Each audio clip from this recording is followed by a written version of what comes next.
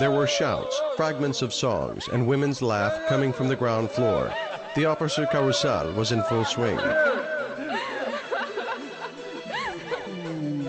And in a room upstairs, a young serviceman was standing, looking at the sky, gazing steadily at the clouds which passed by, tinting the evening sun. Sheets of herbarium and books on botany lay on the table. The name of the young officer, the creator-to-be of the first integral doctrine of evolution, was Jean-Baptiste Lamarck.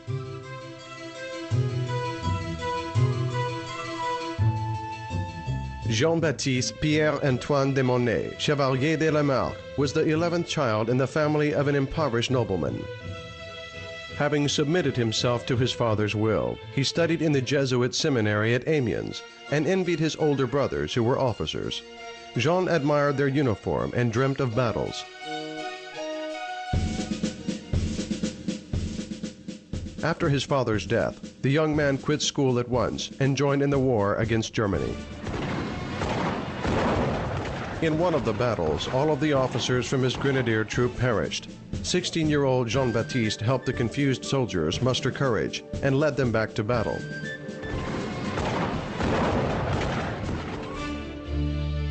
Lamarck was promoted as an officer, but considering the hero's young age, he was transferred to a secure garrison duty.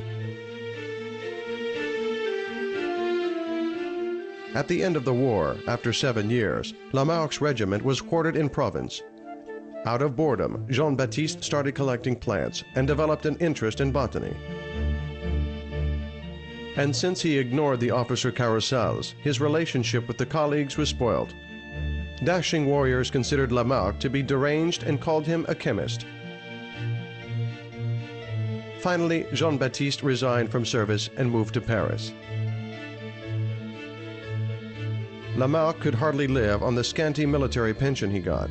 He tried to work in a bank office, but appeared to have strong aversion to numbers. He then tried to learn medicine, but anatomy failed to interest him. He'd rather attend lectures on botany. Lamarck turned from an amateur naturalist into a professional botanist.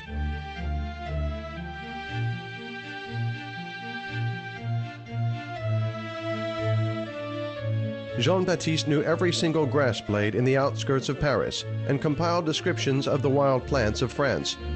He suggested an original but simple method to determine the name of plants. One had to answer a question in the determinant with yes or no, and according to the answer, to pass to the next item, and so on, up to the moment when the scientific name for the plant is determined. Lamarck's method is used to compile even modern determinants of plants.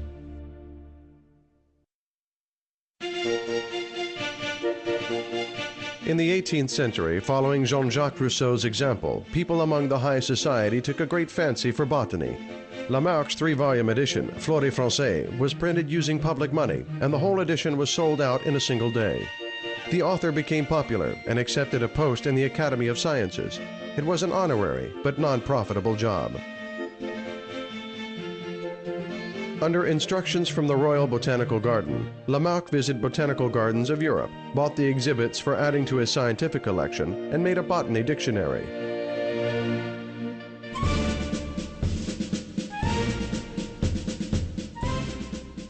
But soon the scientist's life changed drastically. The French Revolution began.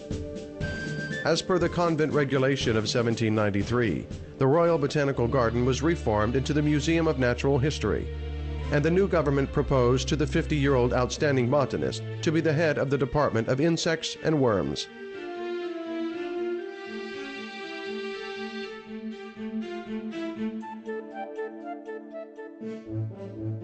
In just a year's time, the great botanist trained hard to become a wonderful zoologist and divided all the animals on Earth into vertebrate and invertebrate. In the course of 10 years, Lamarck made a generalized and systematic compilation of scientific facts on vegetable and animal kingdom. In the year 1809, in his book Philosophie zoologique, the scientist stated the integral doctrine of evolution of living beings on Earth.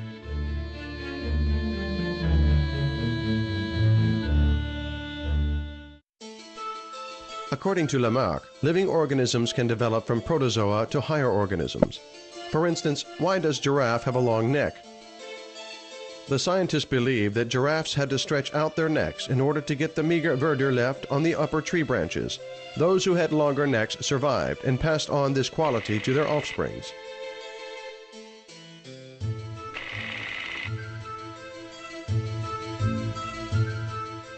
Those in the academic world who did not understand the theory reacted differently. Some took no notice of it, while some others laughed at Lamarck.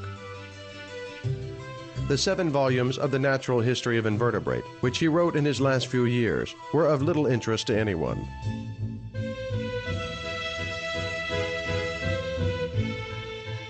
In old age, Lamarck grew blind and was only able to dictate his proceedings to his daughter.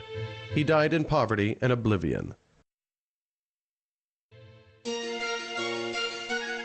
And it was only several decades later, when Charles Darwin published his theory on the origin of species, that the world recalled Lamarck's doctrine of evolution. In 1909, on the occasion of the centenary of the publication of the Philosophie Zoologique in Paris, a monument to the scientist was solemnly opened. On the bas-relief, the words of Jean-Baptiste Lamarck's daughter were stamped: "The posterity will admire you, father. They will avenge you."